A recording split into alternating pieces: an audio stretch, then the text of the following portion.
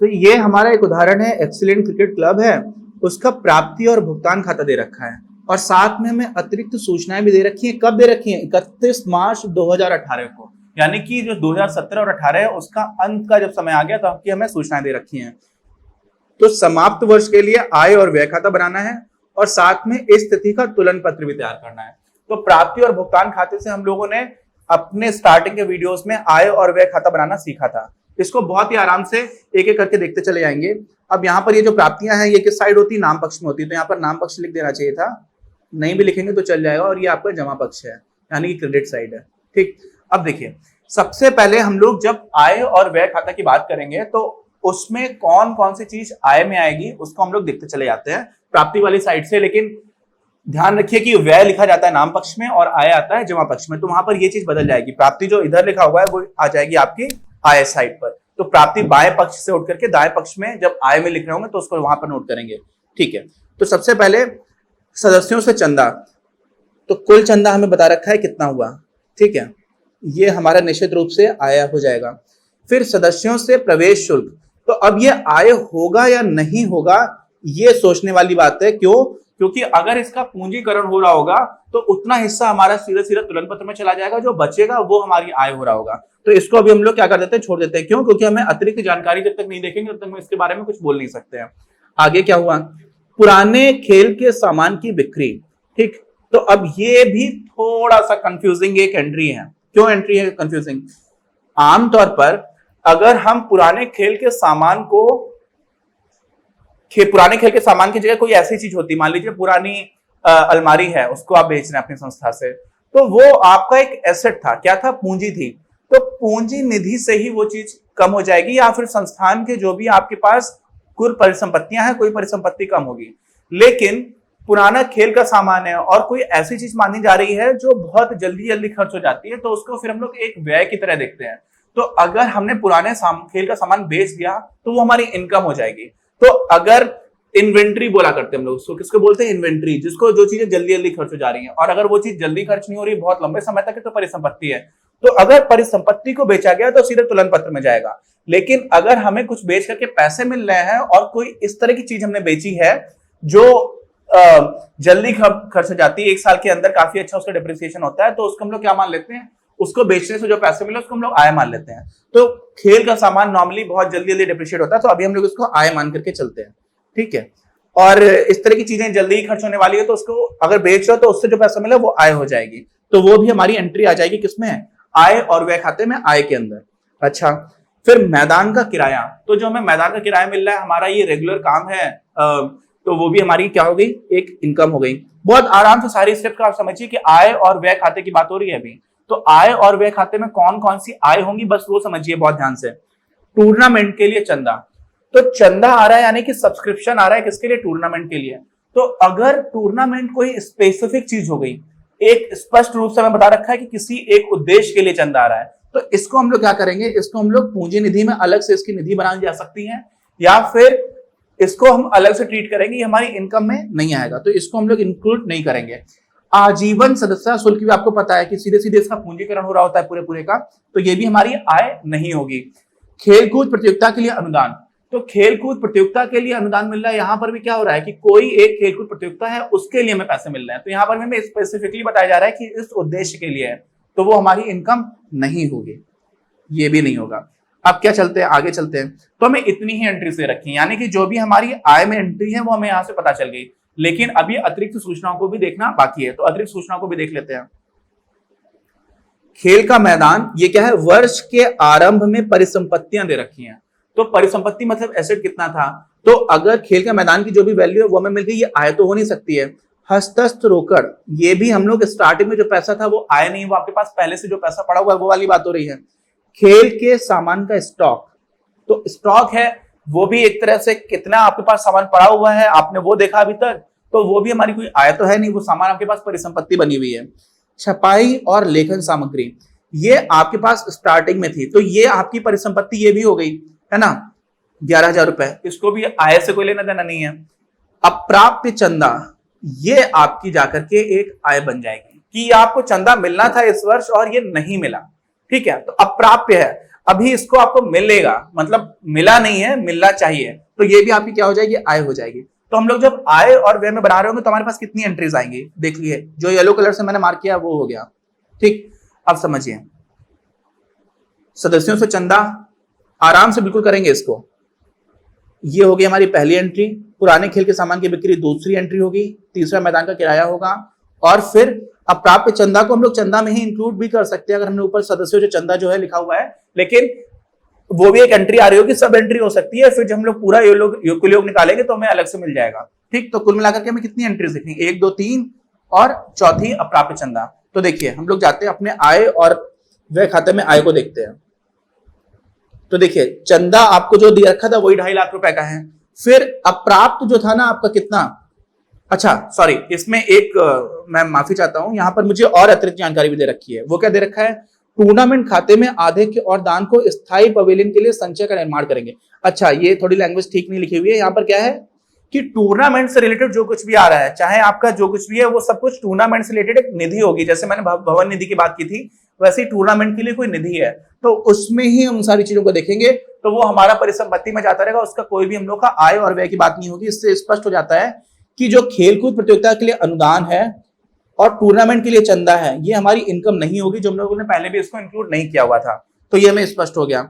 आगे क्या दे रखा है, 31 मार्च 2018 को अप्राप्त चंदा 42,000 रुपए का है, और ये कब की बात हो रही है, ये बैलेंस शीट भी हम लोग बना रहे हैं 31 मार्च 2018 को।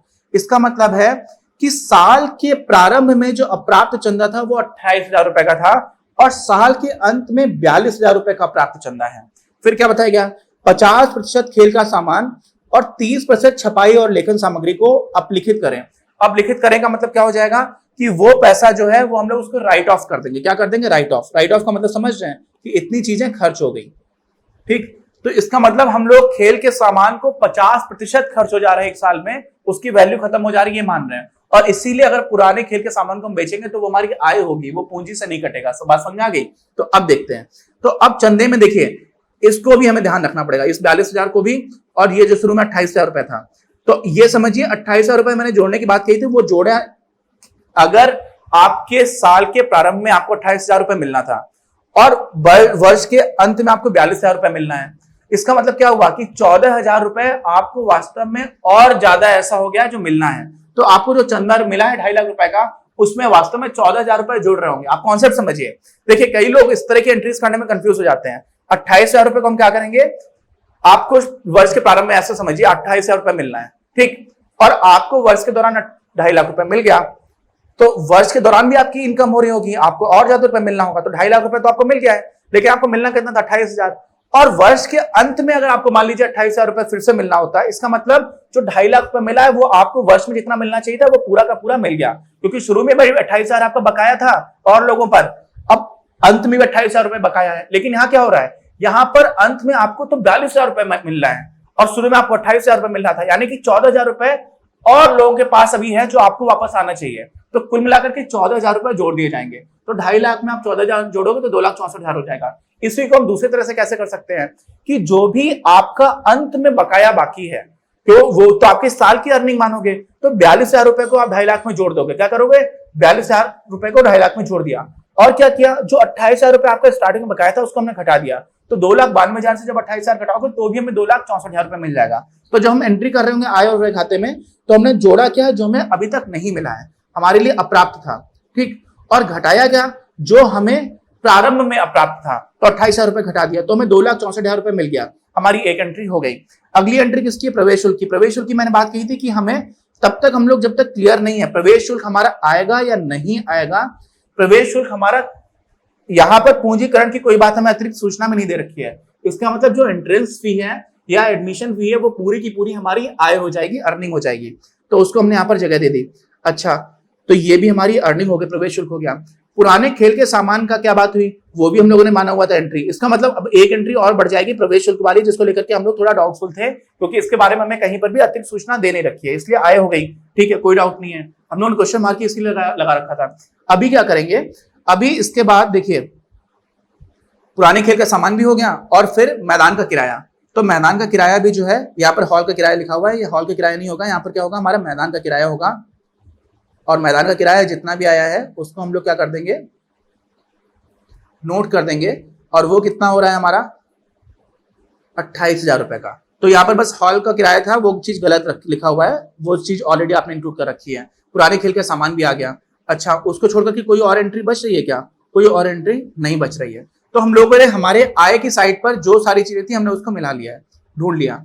अब क्या करते हैं, अब हम लोग चलते हैं अपने व्यय को देखने के लिए। तो व्यय को देखते हैं कहां से, भुगतान वाली साइड से, और साथ में जो अतिरिक्त सूचना दे रखी हो। तो शेष जो है पुराना बैंक अधिविकर्ष है, इसका मतलब हमारा बैंक के ऊपर कर्जा है, लेकिन व्यय तो है नहीं, वो पहले से ही स्टार्टिंग में ही हमारा कर्जा दे रखा है, तो उसको हम लोग क्या कर देंगे, छोड़ देंगे, ये इंक्लूड नहीं करेंगे जब हम लोग इसकी बात कर रहे हैं व्यय की।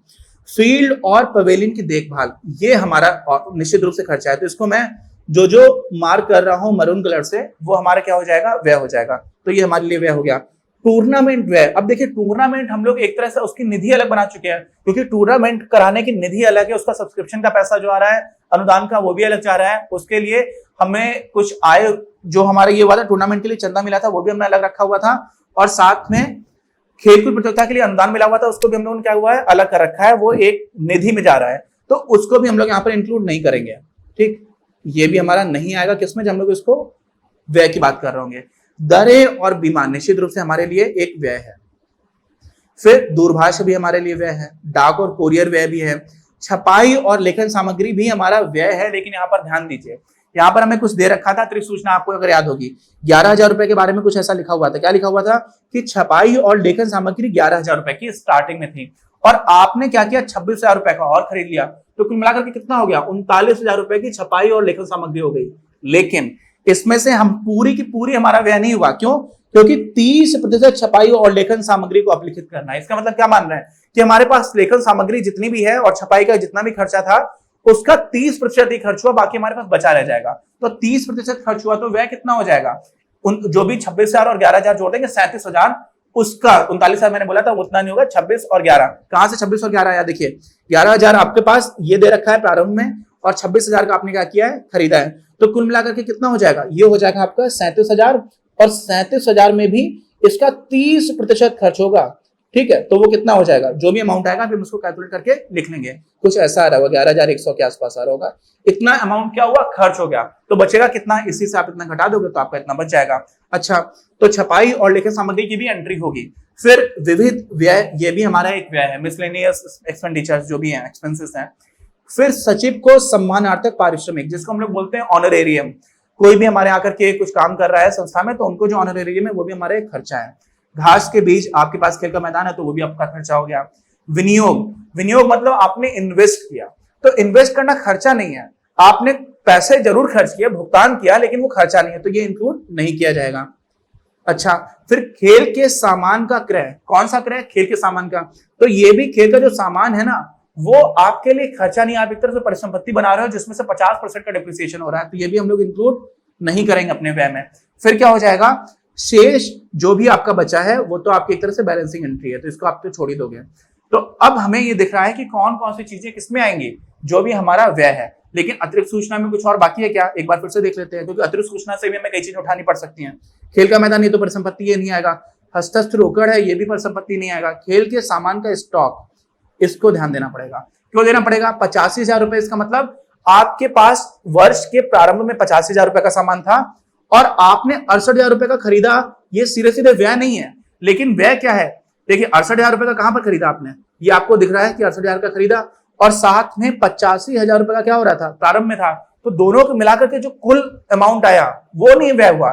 लेकिन यहां पर व्यय में आप डिप्रिसिएशन ह्रास देखते हो ना, और आपको बता रखा है कि 50% खेल का जो सामान है उस पर ह्रास हो रहा है। क्या हो रहा है, 50% की कमी आ रही है, तो वो 50% आपका करोगे, जो कुल आपके पास खेल का सामान आ गया कितना हो जाएगा, वो 85,000 प्लस 68,000, उसका 50% आपका कर दोगे, कम कर दोगे, वो आपका खर्चा माना जाएगा। तो यहां से क्या बनेगा, यहां पर ही आप लिख लो प्लस 85,000, 85,000, और इसका क्या हो जाएगा बटे 2, क्योंकि 50% मतलब 1/2, तो इतना आपका क्या हो जाएगा, व्यय हो जाएगा। तो ये भी हो गया। इसका मतलब हमारे पास कौन कौन सी कितनी एंट्रीज होंगी, एक ये हो जाएगी 1,15,000 की, फिर 10,000 की, 3,500 की, 4,000 की, फिर ये 11,100 वाली एक एंट्री छपाई की, विविध की हो गई। कितनी एंट्रीज होगी गिन लीजिए, 1 2 3 4 5 और नीचे आप आ रहे हैं तो 6, 7 और 8, तो 8 एंट्रीज हमें दिख रही हैं। अब देखते हैं कि 8 एंट्रीज हैं या ज्यादा है या कम है, और अभी उसको देख लेते हैं कि कोई चीज छूटी तो नहीं है। तो पहले ये 8 तो आएंगे। फील्ड और पवेलियन आ गया एक, चलिए सही है। दरे और बीमा हो गया, दूरभाष का हो गया, डाक और कुरियर का हो गया। छपाई का देखिए 26,000 में 11,000 जोड़ा जो मैं बता रहा था, 37,000 हो गया, और उसमें से 25,900 क्यों घटाया? ये आपने क्या किया, अंतिम स्टॉक है। तो उपभोग की गई जो स्टेशनरी है, उपभोग की तो हम लोग बात करते हैं जब व्यय की बात कर रहे होंगे। जब परिसंपत्ति की बात करेंगे तो वहां पर हमारे पास ये आ जाएगा, क्यों? क्योंकि ये स्टॉक है और स्टॉक हमारे परिसंपत्ति का एक हिस्सा हो जाता है जो हम लोग तुलन पत्र में बनाएंगे। विविध खर्च है, ये भी हो गया। सचिव को सम्मानार्थ पारिश्रमिक, ये भी हो गया। और उसके बाद से घास के बीज, ये भी खर्चा था। खेल के सामान का उपयोग, अब देखिए दोनों को जोड़ दिया और 50% निकाल करके हमने घटा दिया अंतिम स्टॉक में, तो जो व्यय आ गया वो भी हमारा 50%, 76,500 आ गया। फिर आधे के किसका है? अब ये तो एक बैलेंसिंग एंट्री है, तो ये एंट्री नहीं है। इसका मतलब हम लोगों ने यहाँ पर कितनी एंट्रीज करनी चाहिए थी? जितनी उतनी ही है। देख लीजिए 5 इधर थी और 3 इधर हो रही थी, कुल मिला के 8 एंट्रीज हो रही थी। तो देखिए 8 है क्या, 1, 2, 3, 4, 5। अब ये पूरी एक ही एंट्री, उसको अलग अलग एंट्री में समझना, वो जोड़ा घटाया गया है। और फिर छठी, सॉरी ये उपयोग की गई स्टेशनरी नहीं है, ये वो तो एक ही का हिस्सा है, इसी का हिस्सा है। आप समझ रहे हैं? यहां से लेकर के यहां तक कि एक ही चीज चल रही है, एक ही मद की बात हो रही है। हम कौन सी मद है, कौन कौन से आइटम्स उसकी बात कर रहे हैं। तो छठा हमारा विविध व्यय हो गया। सचिव को सम्मानार्थ पारिश्रमिक 7वां हो गया। अब एक और एंट्री यहां पर होनी चाहिए, 8वां हो गया। और खेल के सामान का उपयोग, तो यहां पर हमें 9 एंट्रीज दिख रही हैं। इसका मतलब हम लोगों ने कोई एक एंट्री मिस की है क्या? घास के बीज देखिए, फिर से गिन लेते हैं। विनियोग हो गया, घास के बीज हो गया, सॉरी ये 8 नहीं है, ये 9वीं भी है जिसको मैंने इधर मार्क नहीं किया हुआ था। किसको? छपाई और लेखन सामग्री को, तो जिसको मैंने काउंट किया हुआ था, यानी कि 9 एंट्रीज होनी चाहिए थी, तो 9 एंट्रीज हैं, कोई दिक्कत की बात नहीं है। ठीक है, अब हम लोग बढ़ जाते हैं आगे। तो आगे क्या बढ़ेंगे, हम लोगों ने यहां से क्या बना लिया, यहां से हम लोगों ने अपना आय और व्यय खाता बनाया है क्या? पूरी तरह से, पूरी तरह से नहीं बनाया। क्यों? क्योंकि अभी हमारी जो बैलेंसिंग एंट्री आएगी वो आएगी। और ये बैलेंसिंग एंट्री आती कैसे है? आप पिछला वीडियो याद करिए, हम लोगों ने अपनी सारी आय जो है उसको जोड़ लिया। क्या करेंगे? सारी आय को जोड़ लेंगे। सारी आय को जोड़ने के बाद से सारे व्यय जोड़ लेंगे। अगर व्यय हमारा कम है तो उसमें हम लोग आधे की एक एंट्री कर देंगे, और ये वही एंट्री है। ठीक है, अब यहां पर मैं आपको लिख करके बता देता हूं एक बार कि कुल मिलाकर के हमारी आय कितनी हुई है और कितना व्यय हुआ है। तो आय और व्यय किसके लिए? जो हमें संतुलन बैठाने के लिए एक बैलेंसिंग एंट्री चाहिए। तो ये है हमारे सारे व्यय। ठीक है, तो इन व्यय को हम लोग जोड़ लेते हैं। कितना हो जाएगा? 0 हो जाएगा, फिर 0 हो जाएगा। उसके बाद से देखिए 5, 1 6, 4 10, 6 16, 5 21 की एक हाथ से लगी 2, 5 2 7, 3 10, 4 14, 1 15, 4 19, 2 21, 6 27 के साथ हाथ से लगी 2, 7 2 9, 3 12, 13 14 15 की 5 हाथ से लगी 1 1 1 2। तो ये आपका आ गया कितना? टोटल व्यय कितना आ गया? व्यय आ गया आपका 2,57,100। ठीक, इसी को हम घटा देंगे तो हमें क्या मिल जाएगा? आधे की मिल जाएगा। और दिख रहा है कि आया ज्यादा है, तो आधे की कितना हो जाएगा? घटा देते हैं, 0 0 4 2 5, 52,400। और देखिए इसका मतलब ये हमारी बैलेंसिंग एंट्री होनी चाहिए थी, और ये हमने यहाँ पर बैलेंसिंग एंट्री कर रखी है। तो ये हमें हवा में नहीं मिला, ये हमें पूरे कैलकुलेशन करने के बाद मिला। तो यहाँ से हमारा क्या हो गया? यहाँ से हमारा आय और व्यय का जो खाता था बहुत आराम से बन गया। अब हम लोग इसी का बैलेंस शीट कैसे बनाएंगे, तुलन पत्र कैसे बनाएंगे, वो हम लोग देखेंगे अपने अगले वीडियो में। अपनी क्लास का उद्देश्य आप सभी के लिए आप ही की भाषा में गुणवत्तापूर्ण शिक्षा उपलब्ध कराना है। कक्षा 12 तक के सभी प्रमुख विषयों पर हम वीडियोस बना रहे हैं, और कुछ विषयों पर वीडियोस आपके अपने चैनल अपनी क्लास की ही अन्य प्लेलिस्ट पर अपलोड भी हो चुके हैं।